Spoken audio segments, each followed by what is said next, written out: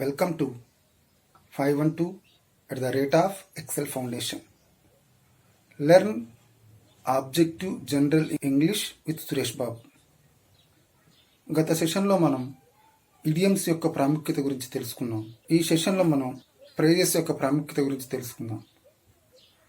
English భాషను అందంగా మాట్లాడడానికి, రాయడానికి ఇడియమ్స్ ఎంత అవసరమో ఫ్రేజెస్ కూడా అంతే అవసరం. వాటి యొక్క ఆవశ్యకత కూడా అలాగే ఉంటుంది. కావున వాటి గురించి తెలుసుకుందాం. మరి ఫ్రేజ్ అంటే ఏమిటి?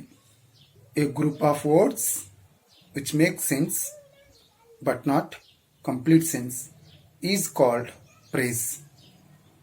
కొన్ని పదాల కలయిక వల్ల కొంత అర్థాన్ని ఇస్తుంది, పూర్తి అర్థాన్ని ఇవ్వదు.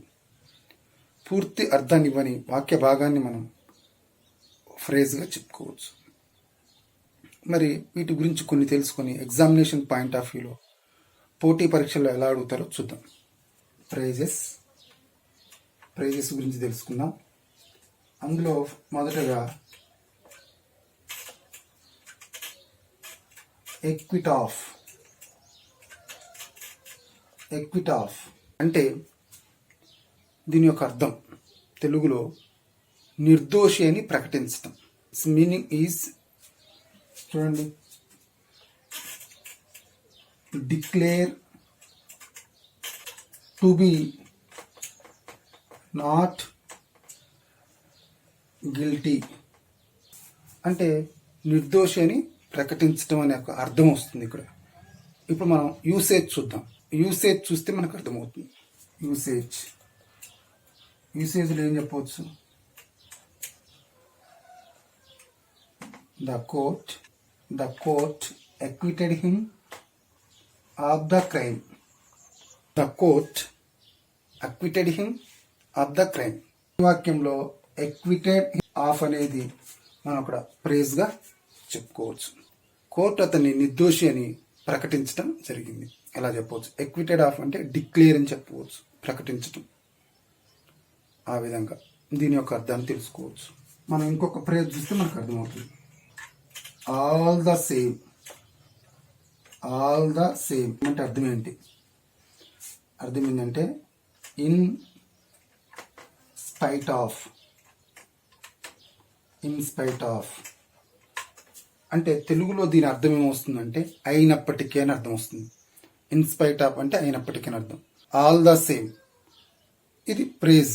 ఈ ప్రేజ్ తీసుకున్నప్పుడు కూడా అదే అర్థం వస్తుంది, అయినప్పటికీ అని అర్థం. ఇప్పుడు దీని యొక్క యూసేజ్ చూస్తే మనకు అర్థమవుతుంది. యూసేజ్లో మనం ఏం చెప్పవచ్చు అంటే I tried to my best to get a job. నేను జాబ్ పొందడానికి శాయశక్తులా కృషి చేశాను అని అర్థం వస్తుంది అన్నట్టు. Before my age limit was over. నా ఏజ్ లిమిట్ పూర్తి కాకముందే నేను జాబ్ను పొందడానికి ప్రయత్నం చేశాను. ఆ తర్వాత ఏం జరిగింది చూద్దాం. All the same I couldn't get it. ఇలా యూసేజ్లో చూసినప్పుడు ఐ కుడెంట్ గెట్ ఇట్, నేను పొందలేకపోయాను, ఇలా వస్తుంది అన్నట్టు. ఇక్కడ ఆల్ ద సేమ్ అనేది ఇక్కడ ప్రేజ్, మనం అక్కడ ప్రేజ్గా చెప్పుకోవచ్చు. నెక్స్ట్ ప్రేజ్ చూద్దాం. బియాండ్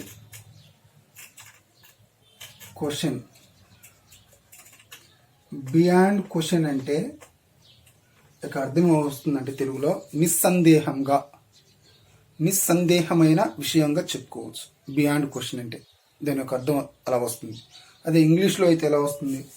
సర్టైన్ అంటే తప్పకుండా అని అర్థం వస్తుంది. లేదా without any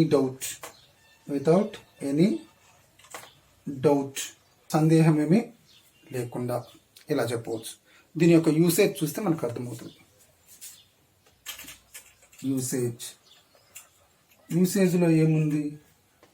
beyond question that ruling party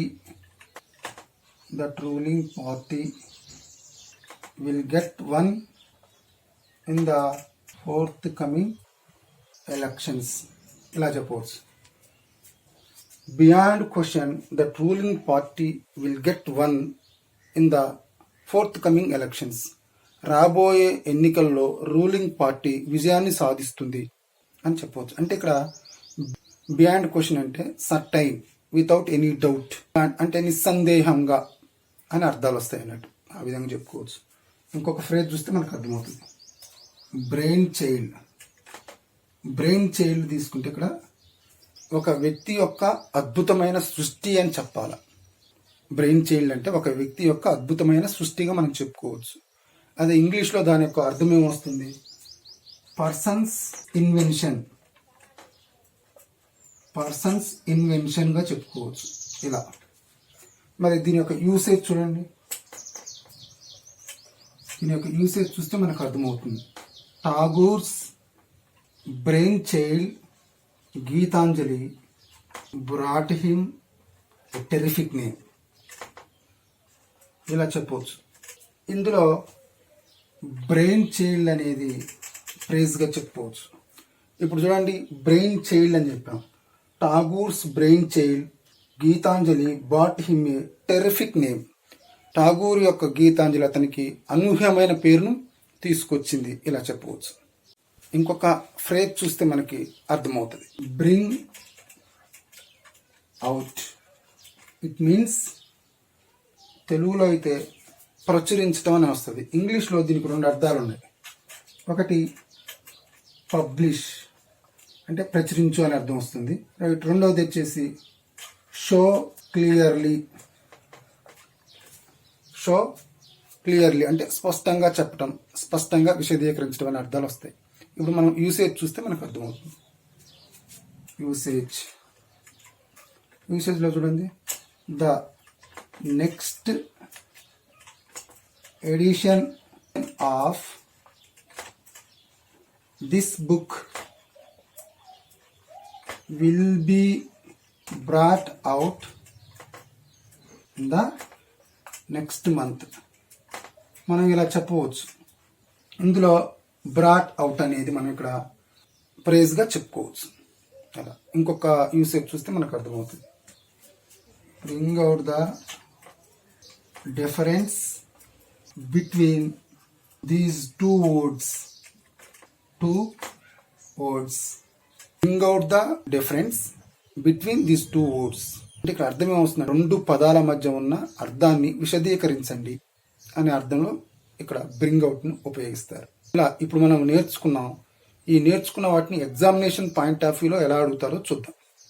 ఫ్రేజెస్ను examination point of వ్యూలో ఎలా అడుగుతారో ఒక క్వశ్చన్ తీసుకుంటే మనకు అర్థమవుతుంది. Tagore's brain child Gitanjali brought him a terrific name. ఇలా మనం ఒక వాక్యాన్ని తీసుకున్నాం.